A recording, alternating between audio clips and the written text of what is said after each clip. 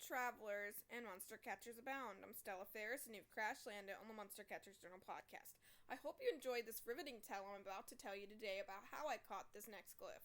The glowing ruins beneath the Inado Desert were quieter now. After surviving the battle with the Alpha Pengulark, and discovering the ancient sanctuary city hidden below our underground sanctuary house, the team had decided to stay underground a little longer to explore the forgotten halls. Blue crystal lights flickered across the massive stone corridors, while ancient machines hummed softly in the distance. The giant guardian robot followed us with heavy metallic footsteps. "Well," Astra said while adjusting her backpack, "this place officially gives me nightmares." The robot tilted its head slightly. "Nightmares are an acceptable response," it stated. Zena groaned. "Can we please rename him already?" I looked back at the towering machine and smiled slightly. "All right, then. From now on, your name is Chuko." The robot paused for several seconds. Then its eyes glowed brighter. Designation updated. Chuko active. Astra burst out laughing. Why does that actually fit him? Chuko proudly straightened his massive metal body. "I enjoy my name." "Great," Luna muttered. "The giant robot has emotions now." As we continued through the underground city, strange claw marks began appearing along the crystal walls. Unlike the Pengulark's tracks, these were smaller and lighter, almost canine. Beak fluttered nervously on my shoulder. Sharlamur growled low. Something was watching us. Suddenly a blur of green darted across the hallway ahead. "Did you guys see that?" Astra shouted. A loud growl echoed through the chamber behind him. Then the creature emerged. It resembled a wolf crossed with something strange, like a crystal beast. Pale green fur glowed softly beneath the blue sanctuary lights, while patches of white crystalline growth spread across its body like frozen armor. A single horn curved from its forehead, and its glowing purple eyes locked onto us carefully. The creature bared its teeth. "Whoa," Luna whispered. "It's beautiful," I said. The mysterious glyph circled us cautiously, claws scraping against the ancient stone floor. Then Chuko suddenly stepped forward. "Warning," the robot announced. "Sanctuary crystal hound detected." The creature immediately snarled at Chuko and lunged. "Move," I shouted. The crystal hound slammed into Chuko's metal body with a shocking force, knocking the giant robot backwards into a pillar. Crystals shattered everywhere. "Rude," Chuko stated. The glyph moved incredibly fast. It leaped across the walls and ceiling like a ghost, while glowing crystal spikes formed along its fur. Astra pointed upward. "It's charging something." The creature unleashed a burst of crystal shards towards us. Sharlamur jumped in front of Astra, while Beak blasted the shards from the air with a burst of energy. "Okay, definitely not friendly," Zena yelled. But as the creature landed nearby, I noticed something strange. It wasn't attacking wildly. Kept glancing deeper into the tunnels behind us, like it was afraid. A low rumble suddenly echoed through the underground city. The crystal hound instantly flattened its ears and backed away nervously. Even Chuko's eyes flickered. "Warning," he said. "Unidentified entity approaching." Heavy footsteps echoed from somewhere deep within the sanctuary. The crystal hound whimpered softly. "It's trying to warn us," Luna realized. A gigantic shadow suddenly moved at the far end of the corridor. Without thinking, the crystal hound stepped protectively in front of me. My eyes widened. "You're protecting us?" The creature looked back at me cautiously, then slowly lowered its head. I carefully stepped forward while holding my glyph catcher. "You don't have to fight anymore," I whispered. For a moment, the underground city became silent.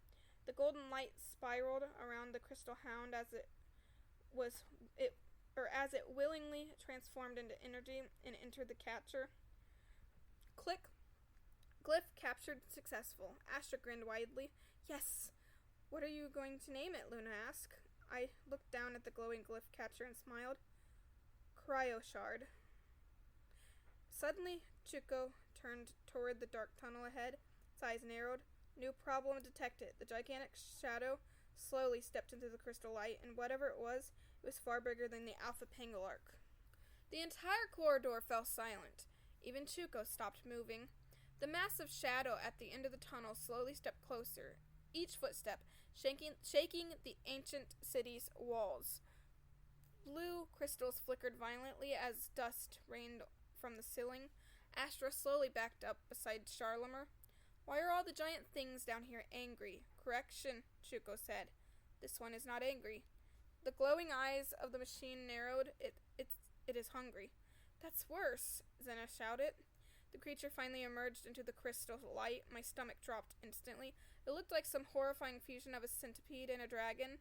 Its body stretched endless through the tunnel behind it. Covered in black crystal armor with glowing blue veins pulsing beneath the surface, dozens of glowing eyes lined its head while giant crystal mandibles scraped against the stone floor.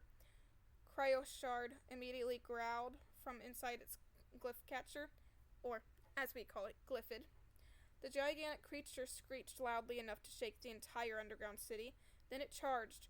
Run, I yelled!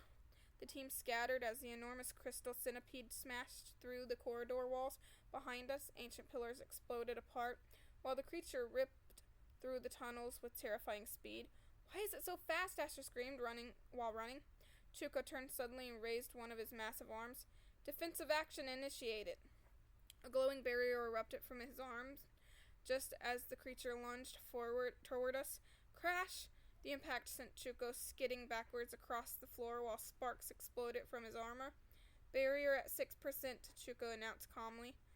How are you calm right now? Luna cried. The centipede dragon shrieked again and slammed its crystal-covered body against the barrier repeatedly. Cracks began to spread through the glowing shield. I quickly grabbed Cryoshard's glyph catcher, or, like I said, Glyphid. Cryoshard, I need your help! Golden light burst from the catcher as Cryoshard reappeared beside me. The crystal wolf immediately planted its claws into the stone and unleashed a freezing blast of crystal energy. The tunnel instantly iced over. The giant creature screeches as frost spread across its armor face. It worked, Zena shouted. For about 3 seconds, then the creature shattered the ice like glass. Oh, come on, Astra yelled. The centipede suddenly lunged directly toward me. Before I could react, the alpha pengulark burst through the wall beside us. In an explosion of rubble, the massive guardian slammed into the creature with a deafening roar. The entire tunnel collapsed inward as the two gigantic beasts crashed into the ancient city below. Everyone froze, then silence, dust filled the air.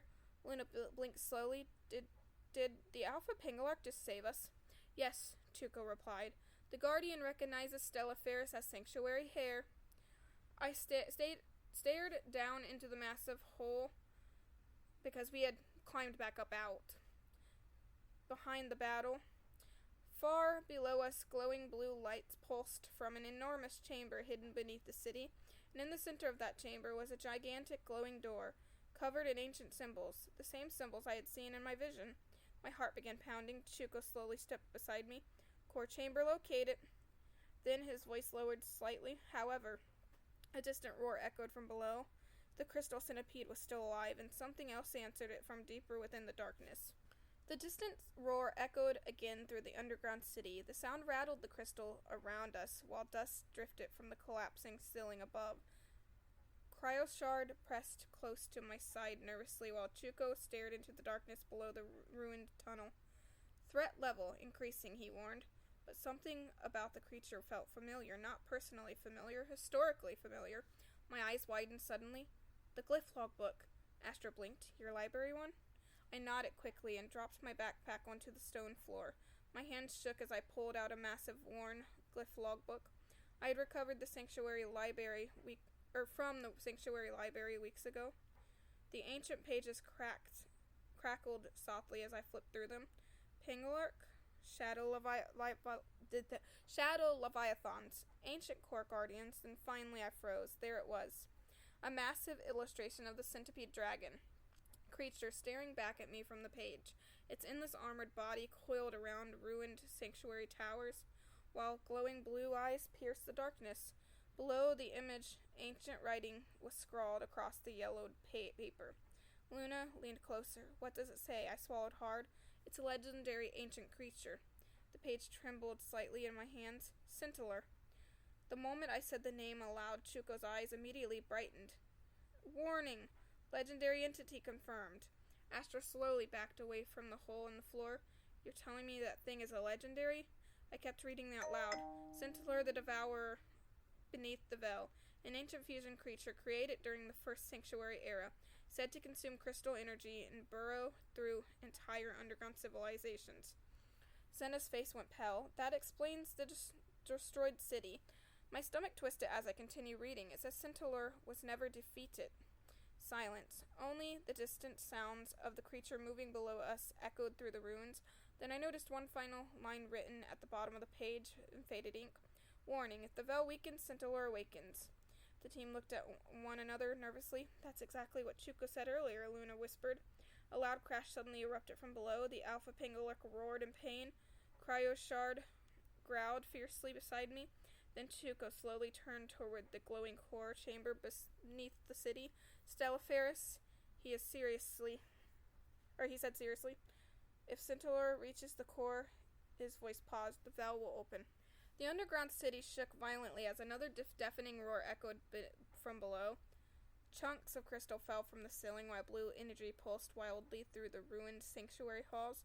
Somewhere beneath us, the Alpha Pangolin and Cetelur continued their massive battle. I tightened my grip on the strange black and gold glyph I had found earlier inside one of the sealed sanctuary chambers. Unlike normal glyph catchers, this one felt ancient, heavy, alive somehow. Golden symbols glowed faintly along its surface. Astra noticed immediately. Stellaferis, what exactly is that? I don't know, I admit it honestly. Chuko's eyes suddenly focused on the device. Warning, protocol glyph detected. Proto, Luna repeated nervously. Before anyone could stop me, I slid down the collapsed tunnel toward the lower chambers. Stellaferis, Astra shouted.